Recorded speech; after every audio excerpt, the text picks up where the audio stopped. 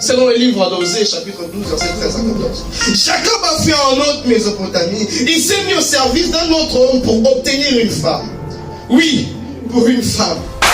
Et il a gardé les troupeaux. Mais sa parole prophète que le Seigneur a fait sortir d'Égypte, le peuple d'Israël, c'est un prophète qui l'a gardé. C'est la version parole de vie.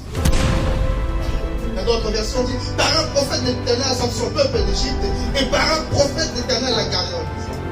Ici, Dieu est en train de rire, on va dire un peu de cet homme. Dieu est en train de rire des Israélites.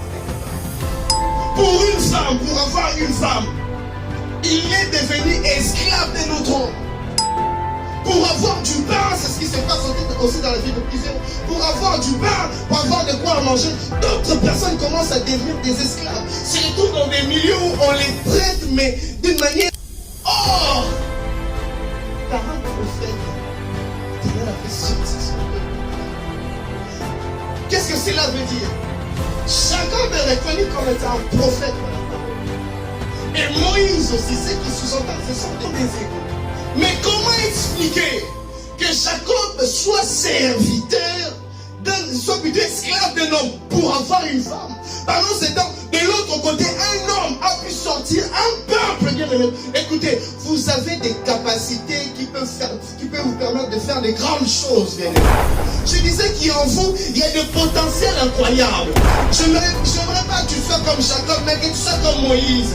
La même onction, mais l'autre est esclave et l'autre est en train de délivrer. J'ai pris que tu sois du côté de ceux qui délivrent, tu sois du côté de ceux qui ont les serviteurs et non les serviteurs.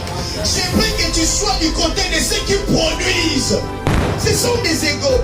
La Bible est en train de rire. C'est ce qui se passe aujourd'hui, même bien aimé. Lorsque tu regardes tes contemporains ou les gens avec qui vous avez le même âge, vous avez l'impression que ils sont plus femmes que vous ou plus hommes que vous. Mais qu'est-ce qui se passe? Bien aimé, il n'y a pas d'autre bénédiction à part la bénédiction d'Abraham. Nous avons tous reçu le même Seigneur Jésus comme Seigneur et Sauveur. Si eux ils arrivent à faire de grandes choses, toi aussi tu peux. Je disais que si eux ils arrivent à faire de grandes choses, toi aussi tu peux. La Bible est en train de rire des Israélites.